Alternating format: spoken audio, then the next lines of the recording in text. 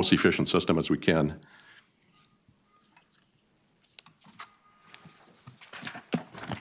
And then just to go through the schedule, up to this point, we've had one-on-one, we call them one-on-one meetings with each of the communities just to kind of get their thoughts and concerns, and versus having an open meeting with the entire group, which we're going to do.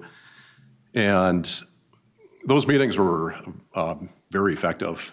We had a lot of good information that came out of it. So I think we have a good understanding of where each community stands with it. We're not going to have a full consensus, I think, with this, but our goal is to try to get people to agree as much as possible moving forward. So, and then we're currently putting out an RFP to get 1 to 2 communication firms on staff to help facilitate these meetings. So we're hoping to have 1 to 2 consultants on board by the end of the year. And then once we get those communications firms on board, we're going to schedule that first work group meeting in January of 2024. And then we'll probably meet monthly, at least for those first few meetings, so that as a group we can develop an overall scope that meets these objectives. And it's something that we can use for RFPs to hire additional consultants. And then after that, we'll probably meet quarterly. And those quarterly meetings would probably go out until 2026. And then we would have that report with a goal of submitting it at the end of 2026, if not sooner. So, Mr. Chair and committee members, that concludes our presentation, and we're here to answer any questions that you may have. Great presentation, thank you. Questions? Please. Okay. Thank you for the presentation, and this, pretty much almost everybody's in my district except maybe North Oaks and a few other people, so I've been hearing a lot from my constituents. Couple things is, when you're talking about feasibility, and it is important to not go down the rabbit hole, but I do recommend not cutting off options too soon. Sure. Because you're not going to have your financial and technical analysis award until June 2024. And it seems to me that you could do that sooner so those people could get up to date, because it's going to take them several months to actually read the reports, maybe 2-3 months to actually get up to speed. I mean, it may take them quicker, but so now you're at the end of next year before they're maybe up to speed and meeting people. So, I understand there's a limited amount of money, so, but maybe get those people on board a little bit sooner. I do appreciate you mentioned that, you will be looking at White Bear Lake augmentation as feasibility as well. That's what I'm hearing from a lot of people. And the one thing I'm not hearing, and I didn't hear anything about equity involved with this process, about how, there's a lot of communities who are impacted by this who are in lower income. And so, the water rates for surface water may significantly impact them to a greater extent. And so I don't know if we want to think about equity and maybe not the final decision, but actually looking at that as being an item to kind of score things as well. Sure. And that's what I'm hearing from, I'm passing along things that I'm hearing. Okay. And I think those were the things I'm hearing, and those are the things when I read this that I was concerned about. Sure. So thank you. Yeah. One thing just to mention to Mr. Chair and committee members is that when we had these one-on-one meetings too, we also asked the question to each of the cities if they would like us to give, an update or updates to their council members too. So they're all receptive to that, attending maybe a workshop just to make sure that they stay on the loop too. Each of the communities will have their own representatives, and we're counting on those representatives to relay that information back to the councils. But nonetheless, sometimes it's better to hear that information firsthand. So we were planning on that. I had a question about that. Will the representatives be staff members of the city or community members, or maybe a mix of both? It's a mixture of both, too, yeah. I would say probably the majority of it's staff members. We do have one city that's, we have a council member that's on board, but mostly, it's either the public works director or city administrator or a city planner, too, yeah. And Mr. Chair? Yeah, please. And all these people were appointed by their cities, so we reached out to each city, and they sent us back the name of the person that they wanted to be on the work group, so. Great.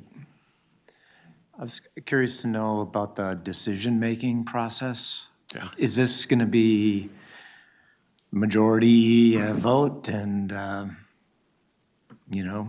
that's the way the Yeah. recommendations are going to be, or is it unanimous? You mentioned it's, that getting to unanimous will be pretty challenging on a lot of these things. So, Mr. Chair and committee members, I see this more as a solution that'll have options for things that communities can look into. I wish we could get to unanimous, but I don't think we're going to get there. I think we've heard just in the conversations we've had so far, a lot of people are coming from different places. A lot of communities are willing to do certain things and not other things. So I think we're going to go by as much consensus as possible, but we're going to lay out all that framework with the consulting firm, and that's why we're trying to get that consulting firm on board to really help set the stage for how we're going to run these meetings, how we're going to make decisions, and really facilitate that conversation, which is why we're kind of taking our time to get things going, because we want to make sure we do it right, and it's just taking a little bit longer through our procurement process to get this going, but that's why we're hoping to have that first meeting in January. Great. Yeah. So will there be, if you go to the Met Council website, will this all have its own webpage and, communications to the rest of the public, so? Sure.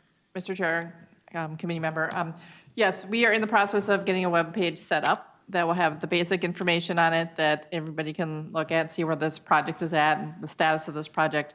We're also planning on putting together, depending on the maybe quarterly updates that we'll send to actually all the legislators in the area to keep them informed of the process.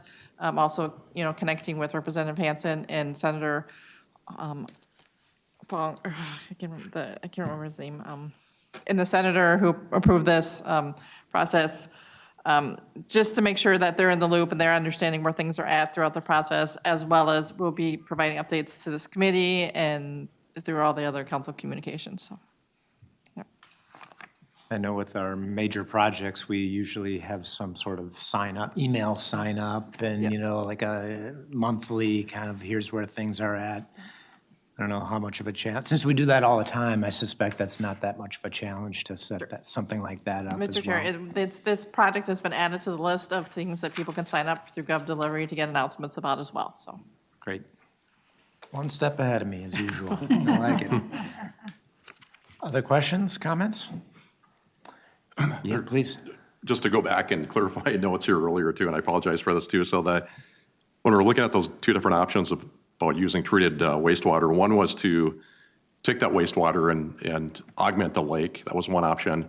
And then the other one was to treat that wastewater and inject it into the aquifer too. So those are two things. And both those options are going to take a fair amount of discussion with the DNR and Department of Health too, because currently there's not regulations to do that in Minnesota. So, at least, the injection.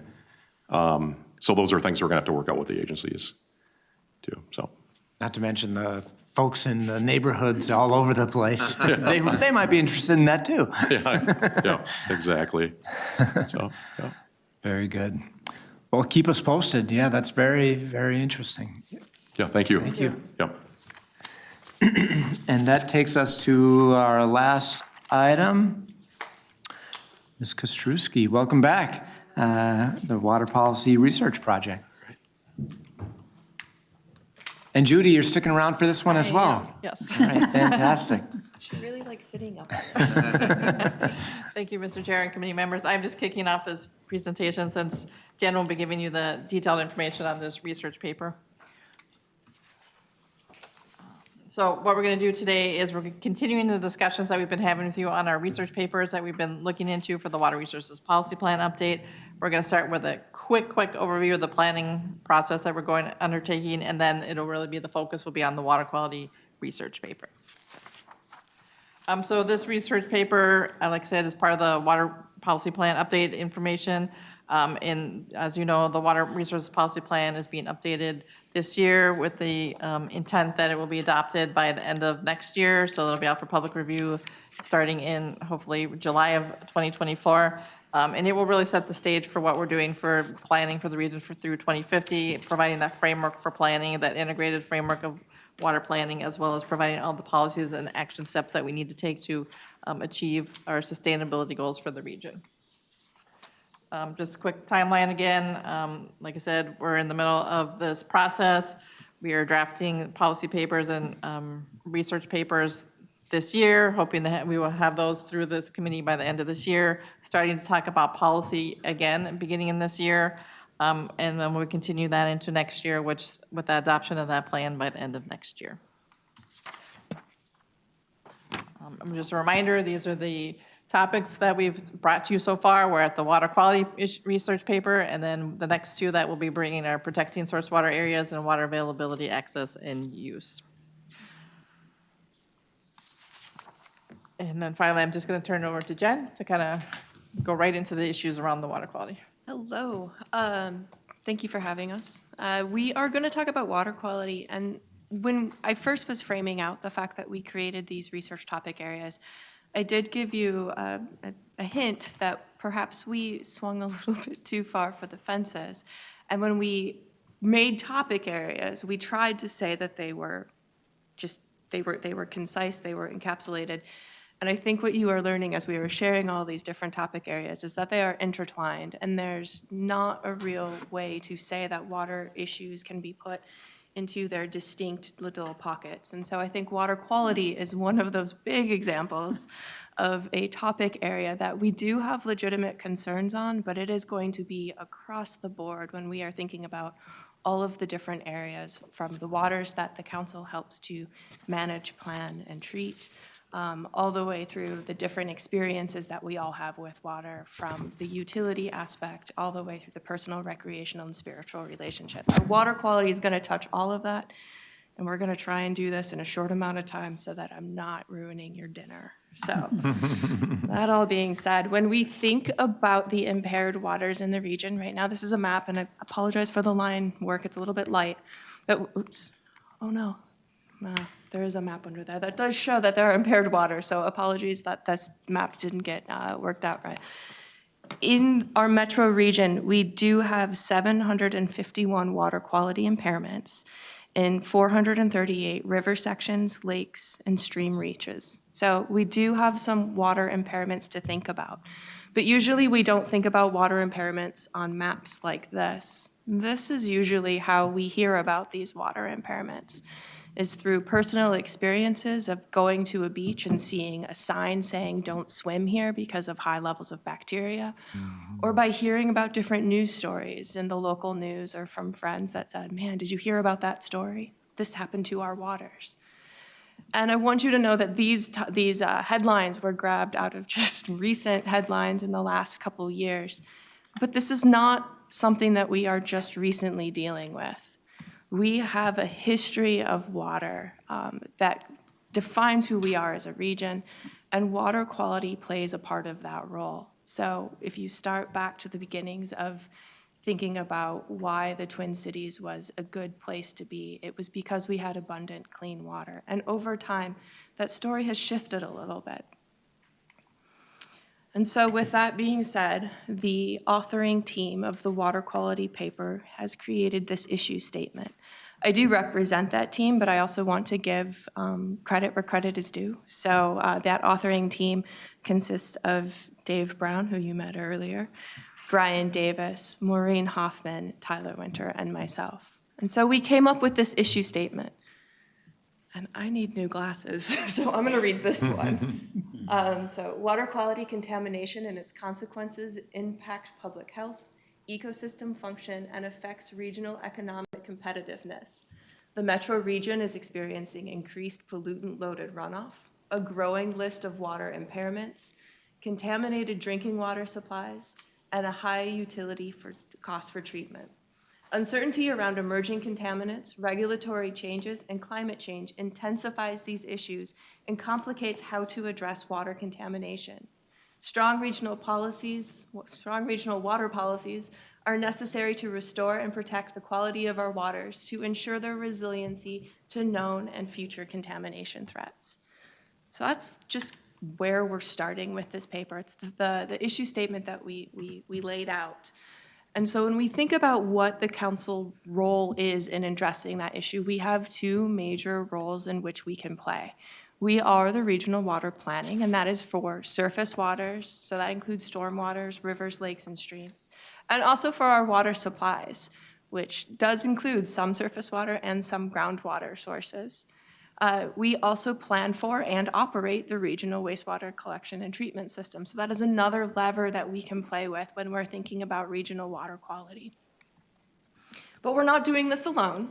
We do have many different jurisdictions, many different organizations touch water, and so we want to make sure we're bringing them in as partners and collaborators with this work.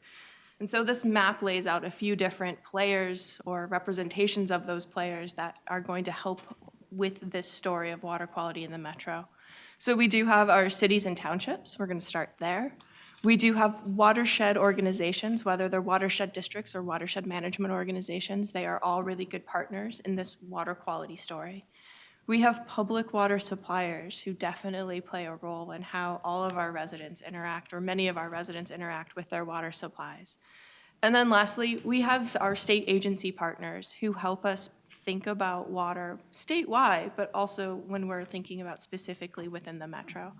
So while there is good and a lot of responsibility and rightful responsibility on the council, I also want to say this is not our issue alone. It is through collaboration and cooperation that we can start addressing these water quality concerns.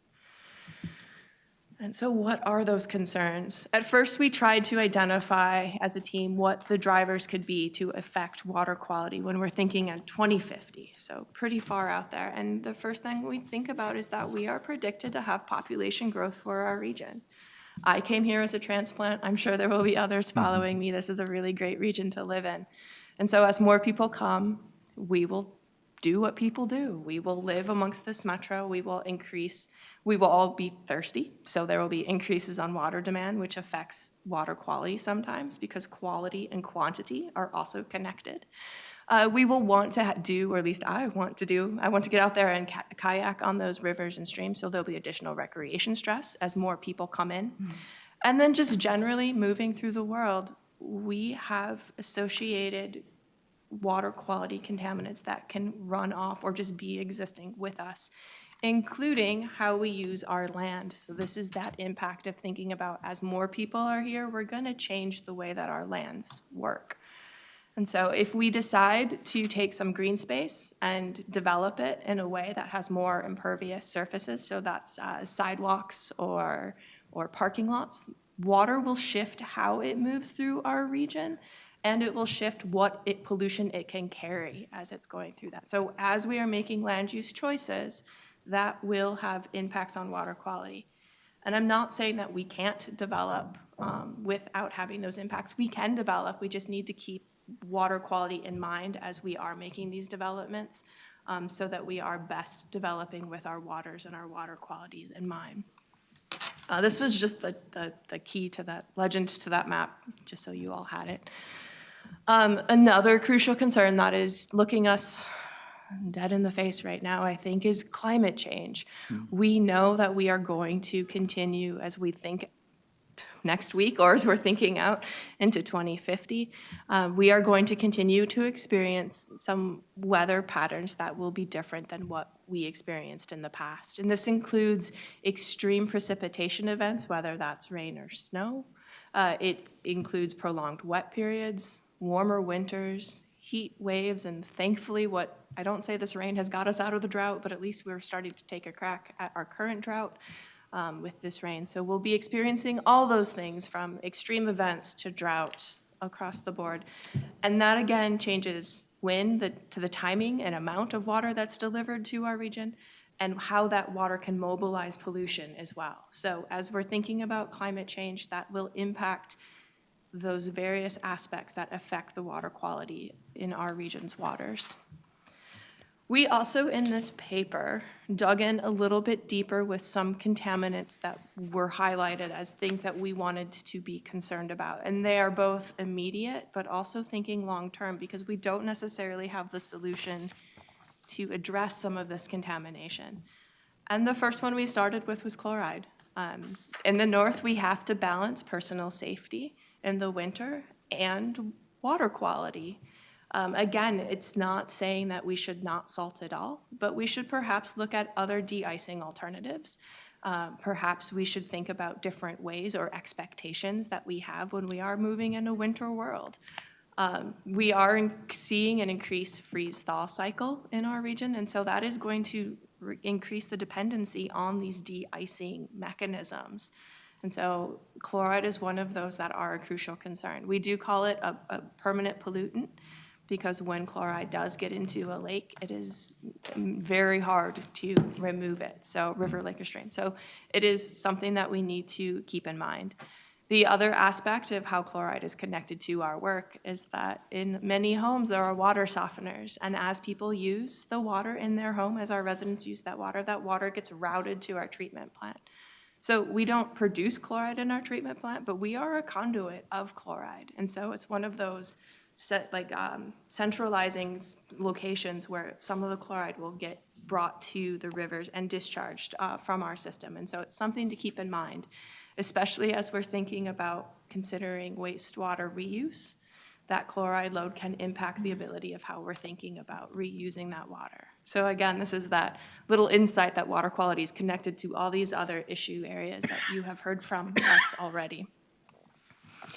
Another crucial concern, and we cheated, and we lumped two things together as one, and so we call them nutrients.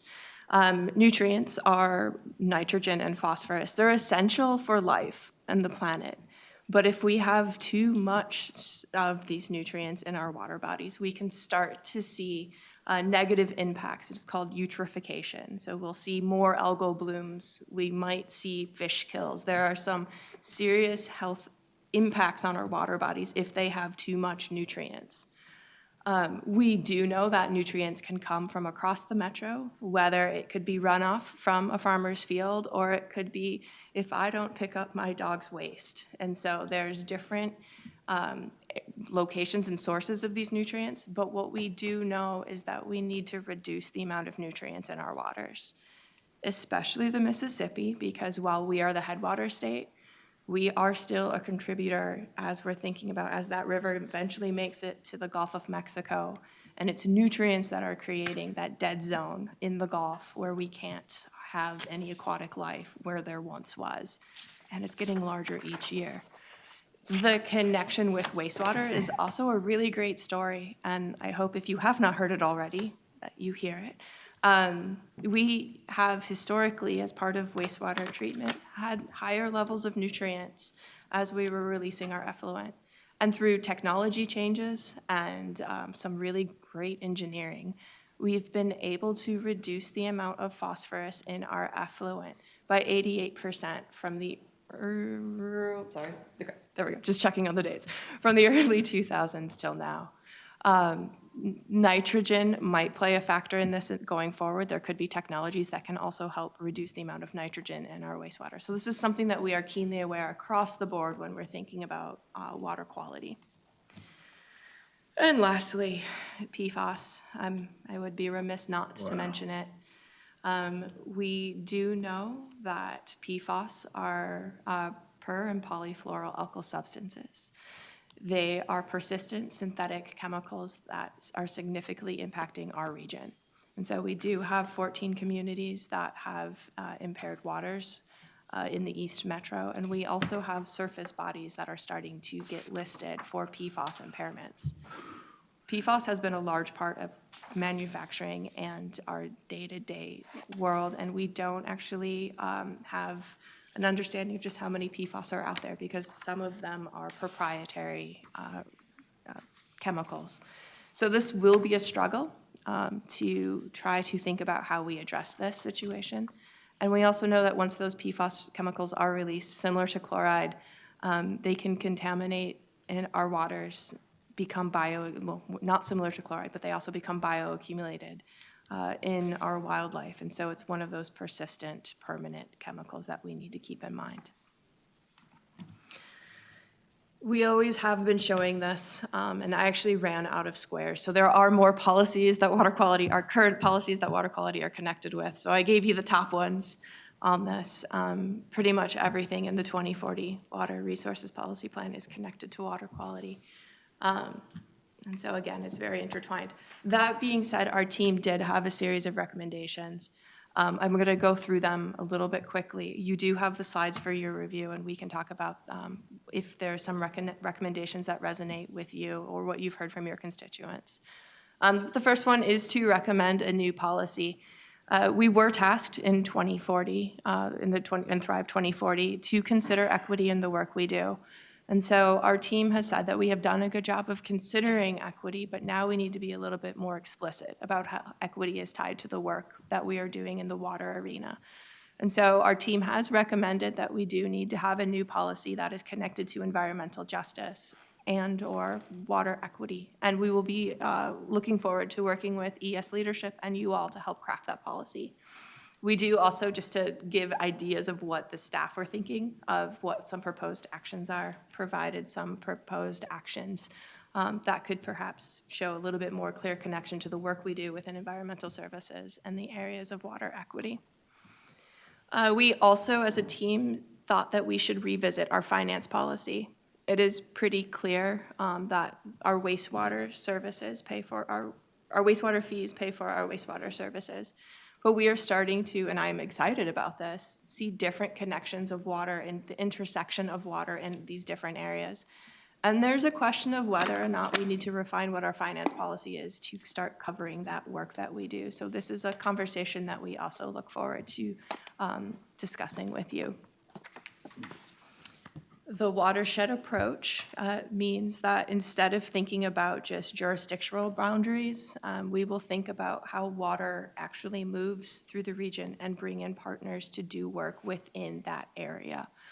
And so we think it's a very good approach, and we don't want to change it. It makes a lot of sense. What we have proposed is some additional actions, including clarifying and taking on a more clear adaptive management approach, which means that we will, the shorthand of it is plan, do, study, check. So keep on doing, the scientific method is another name for it. So just keep on applying different ways to apply policy to see if it will make improvements in the region and carry it forward to continue to make policy improvements to hopefully refine and get to good outcomes.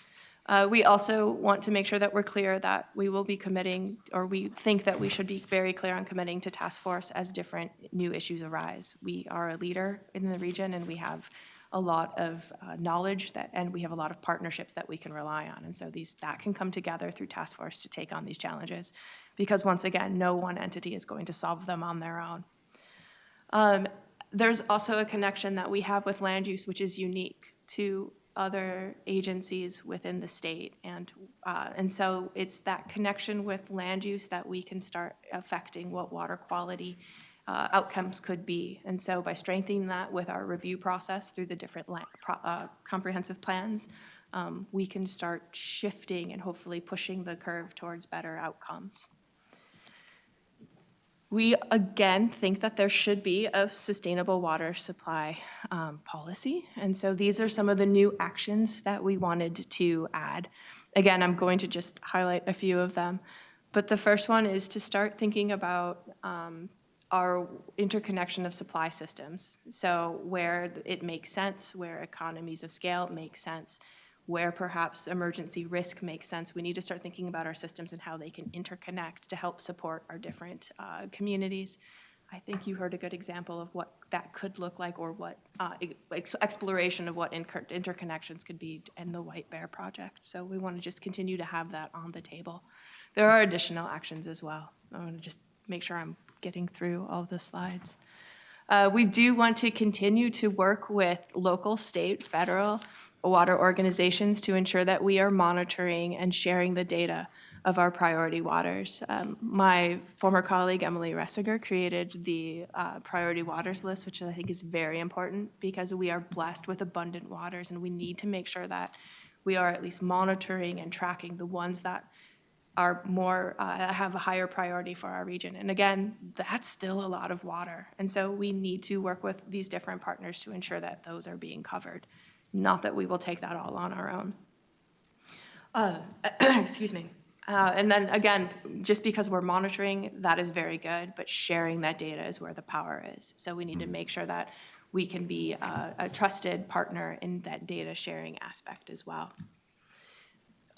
Within the investment policy, we have some suggested new investment items, including to potentially investigate nutrient trading within our wastewater system. So instead of just looking at the end of pipe for our compliance, maybe we can start making some investments further up in the watershed that might have more bang for our buck. We need to do that analysis, and we need to talk with the Pollution Control Agency to see if this is a feasible thing. But as we are coming to the point where technology is getting more expensive, there might be cheaper applications outside of our plants. And so we need to just keep that in mind. And that's one thing that we had a pretty good discussion with our team about. Additionally, we want to make sure that we are considering investing in innovative planning research and design, so continuing to think about nature-based solutions, green infrastructure, some of those ways that we can provide multiple or co-benefits with our money, so that while we might be seeing water quality outcomes improve, we also could potentially see reduced heating or reduced energy usage. There's some climate hand-in-hand work that we can investigate, and that would be a very good investment within our region. For our wastewater sustainability, we also have 3 new actions that we would recommend, including using those nature-based solutions within our own properties. We do have a really good demonstration property. I hope you all have been able to make it out there to the Empire Wastewater Treatment Plant. There's a lot of really good green infrastructure treatment trains to help manage that stormwater at that site. And if we can do it there, that means that we can apply it at many different properties within ES. And I will also say perhaps helping some of our other division properties as well, thinking about where green infrastructure can be applied to help reduce stormwater impacts within all council facilities.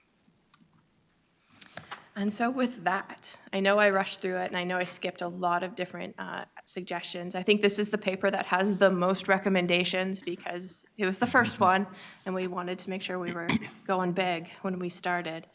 So I do highly recommend, and Wendy, I apologize, I did not put the link in this time, but I will get it in the notes. We'll make sure that Yes. you have a URL to the full paper. It is on our website if you can find it. And we also have an executive summary as well, so I'll make sure to get you those links. So with that, did we miss any crucial concerns? Is there something that you have heard from constituents, or you are just that you have heard within the water quality arena? Did we overemphasize any of these concerns? Did any of the recommendation actions or policies stand out to you as more important than the other that we should really consider fleshing out and putting more energy into? Or just generally, do you have any other questions? Thoughts? Yeah, please. So this is perfect timing because last week, the Clean Water Council met, and then on Tuesday, we had a tour of Metro sites where a lot of projects were implemented. And on several of them, it's the plan, do, study, check was really used to look at phosphorus loading. Yeah.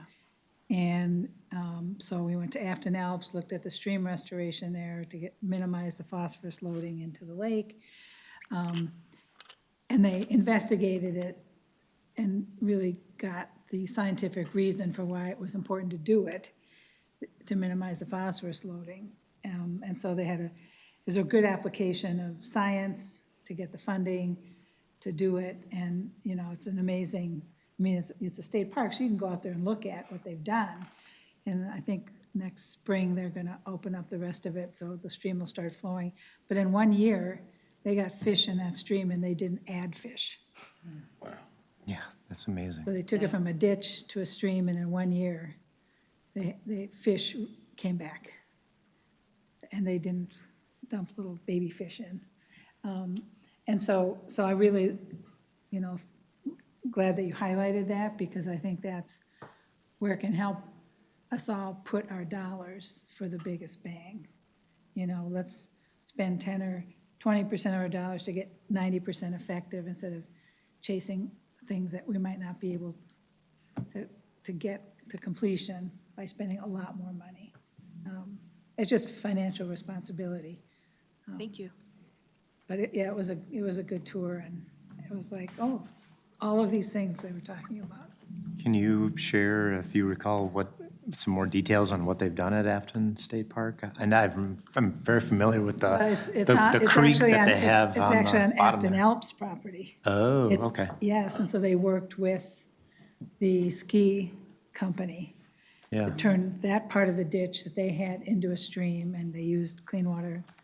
They have many partners. That's the other thing, is many partners. And what you stressed as well, so much of this is partnering and education and getting like-minded people to work together.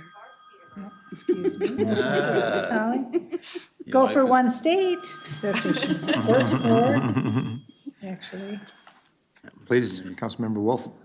Thank you, Mr. Chair. One thing that sounded overemphasized was the interconnections. You made it sound like that hasn't happened, and it's been going on for a long time. It's just not everybody is interconnected, and some of that is personality-driven, you know, where two communities just don't get along, so they don't connect. But there are a lot of communities that already have interconnections. So saying we're just starting is not really accurate.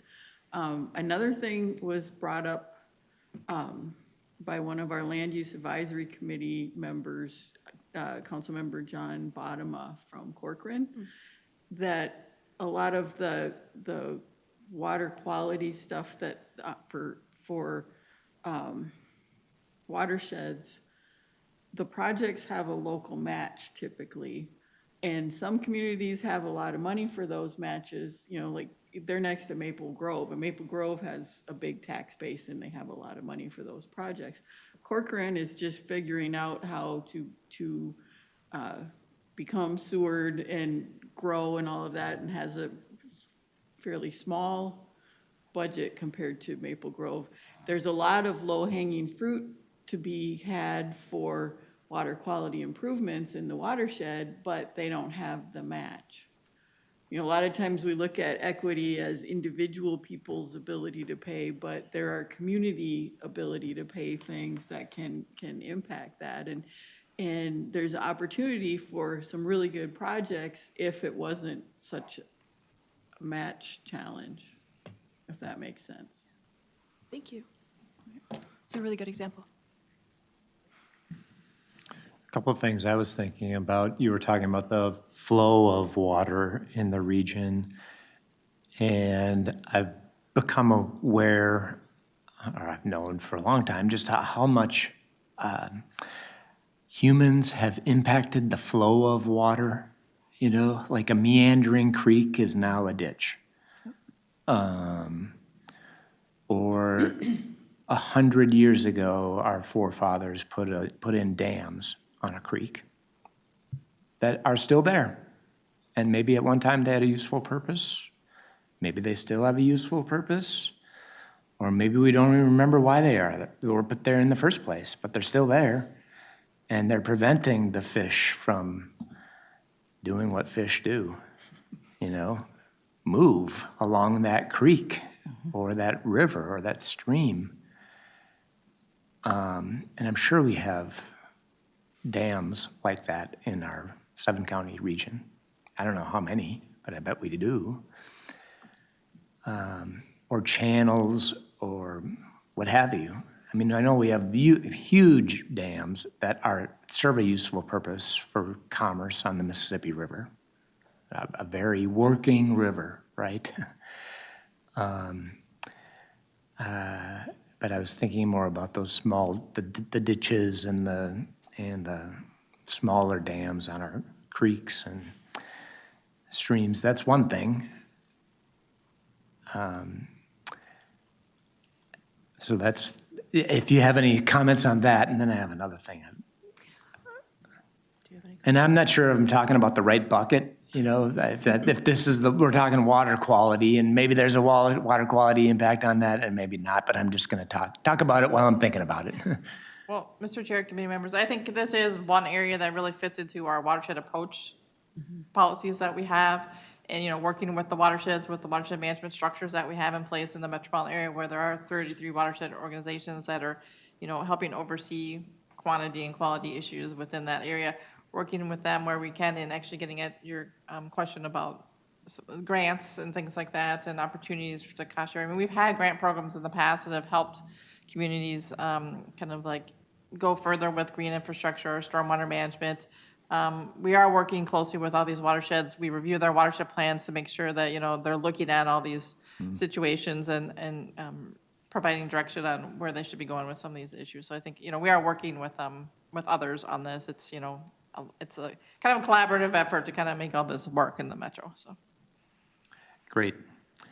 The other thing I was thinking about, we were talking about data sharing, and we have our environmental information management systems, which are so cool. You can just dive down, you know, you want to look at White Bear Lake or Bald Eagle Lake or Lake McCarran's or some creek, and if we're doing water testing there, or one of our citizen scientists, you know, what do we got, 1,000 people that are helping us out with that, the camp program,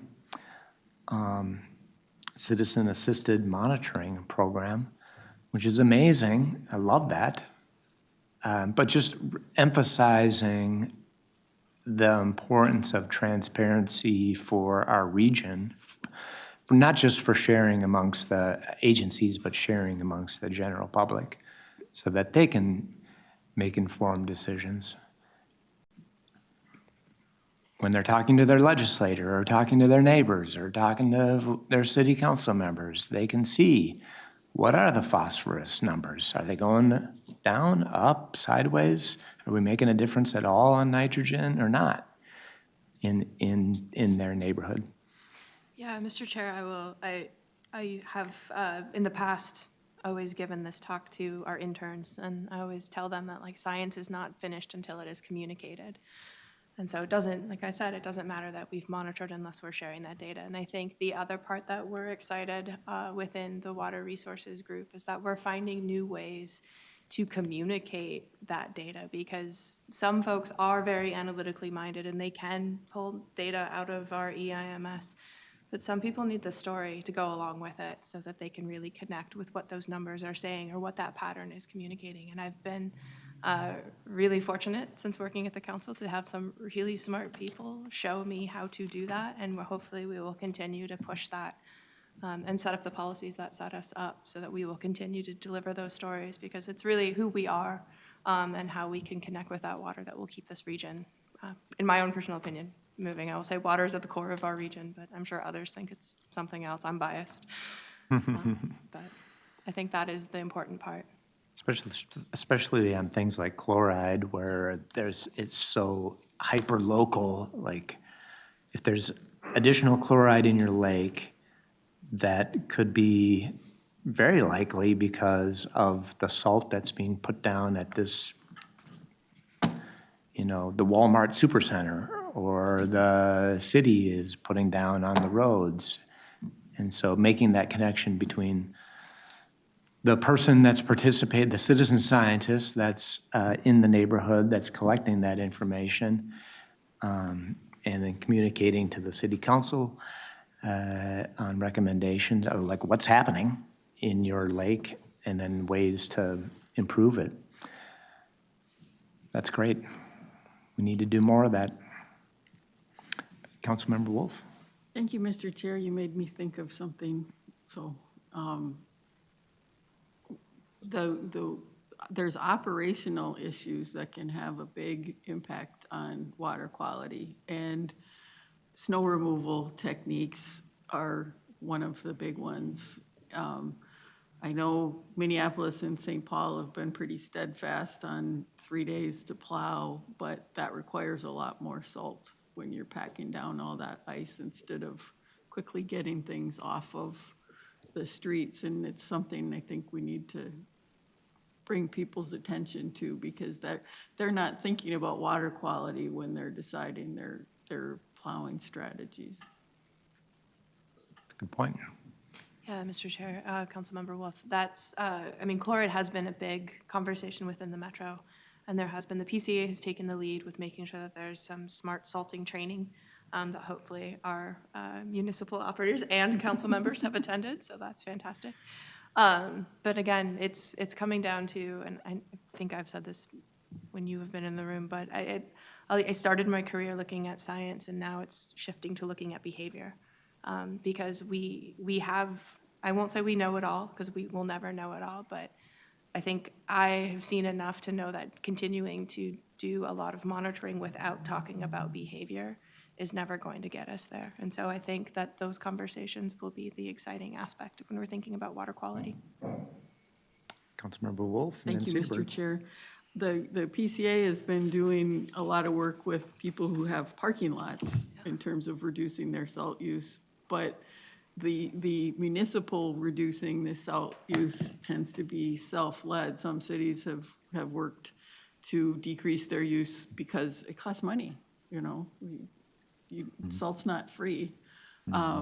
When I was on the Lakeville City Council, we had a pilot program of using a different product instead of the sand and salt mixture that was so popular that within a month or two, everybody in the city said, we don't want it to be just a pilot, we want it for the whole city, and can you make the county roads the same way? Because it worked well, and it saved money, and was better for the environment. But not every city is looking for that sort of innovation, and if we can encourage them to do those sorts of things, it saves them money and helps the environment at the same time. Councilmember Seaberg. Jen, your comment about, policy and science and behavior, what you said and how you said it really needs to be woven in these policy plans, kind of right up front, kind of sets the stage, I think, for people who are reading it to reaffirm that an individual can have an impact. Okay. A community can have an impact, a small group of people can have an impact. And that, I just think that setting that up, that it's a holistic approach with everybody participating to really be part of the plan, part of the solutions, part of ideas, would really, I think, just set a tone of the Met Council isn't doing this to you, it's that we're setting the stage so we can do this together and you can all have an impact and a voice. So I just think that how you said it was very eloquent, so I think. Good thing these meetings are recorded, so you can go back and see what you But I said. just- Mr. Chair, you read my mind. And I wrote just the code word down because I couldn't, but just the way you said it, and I just think highlighting that throughout, the water resources policy, the water supply plan, I think it'd just be a really positive tone. Thank you. Well, we'll have a couple other opportunities, I think, to weigh in on this. Councilmember Carter. Yeah, I just had a thought, there was a local lake that I would fish on last summer. And I would always get the limit every time I go there. And this summer it was overrun with milfoil. And I thought, those are PFAS. It's taken over. It's everywhere. And so now you could get maybe like one fish if you're lucky. And, but I think about, how many, then I saw a few dead fish in here also. And so that's just one summer. Mm-hmm. So your emphasis on, removing the PFAS and educating people, it's one I applaud, man. I'm glad to see that because it affects people on a very personal level because, water is life and it's definitely a part of the life here, so thanks for your work and report and everything. Yeah, Mr. Chair, Councilmember Carter, thank you. And Mr. Chair, I just want to add, so I mean, that is one of the things, we do collect a lot of information, do assessments of different pieces, but really what we're all about is trying to collect the information so others can make informed decisions, whether it's a citizen, whether it's a city, whether it's a other governmental entity. It's really about giving the information out there so people know what to do and how to make those informed decisions so that we are all getting toward that sustainable water resource. And that goes back to the communicating, like, we have all this data, but like stories like that, I bet all of us have some sort of favorite place we like to go, and you used to catch your limit there, and then it gets overrun by algae blooms and milfoil and whatever else. I would go to Lebanon Hills last year, and there's a beautiful beach there.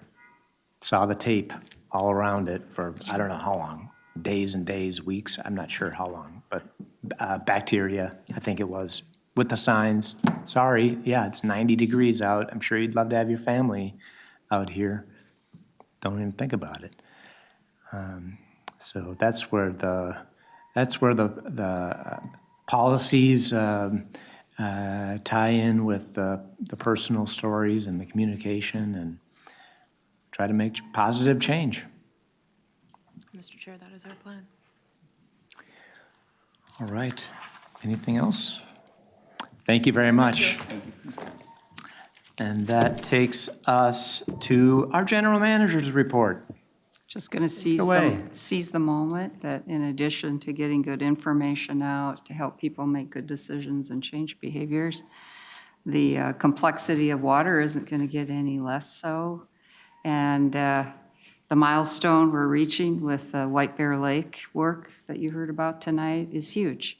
When I first started as general manager, I went to a lot of listening sessions. This was in that era, waiting for the DNR lawsuit to be decided, and certain agendas were being pushed or thought to be pushed. But mostly it came down to people didn't feel they were being heard in terms of how this was affecting them or would affect them, and felt like they were going to get left behind with the decision and how it would impact them. So really, it's exciting that not only are we getting the chance to help reach decisions about good ways to work together by providing good information, we're being asked to help the groups come together and find their common ground, because that's probably the hardest job that we have to do. Because we're used to getting the data and the science together and sharing it to some degree. But bringing all those parties together to talk about it, find their common ground, and be able to decide what they're going to partner or work towards as a solution is really huge. So staff have really been responding to, we're scientists, we care about the environment, we want to be thought of as environmentalists, but we want to make a difference. And if we have to do more than provide data in order for that to happen, then they're standing up and moving in the direction of, we're going to help. And I think Wendy could probably testify that you're seeing some things different this time around with the development of the framework than you may have seen in the last time, in terms of how much we're spending talking about and getting information shared, and our plans to take it to the public for feedback and comment much sooner than the formal public process that usually happens at the end. So, but we're really happy you're engaging with it, and we're also interested in any suggestions you have for how we can improve as we go. Well, we haven't gotten through the process yet, so I'm kind of waiting to reserve judgment. Last time, there was a lot of general questions, and then they came back with very detailed information and said, you know, we asked you if you liked puppies, and you said you liked puppies, so here's all these policies. And hopefully we don't do that this time. Fair enough. Very good. Thank you, everybody. We are adjourned.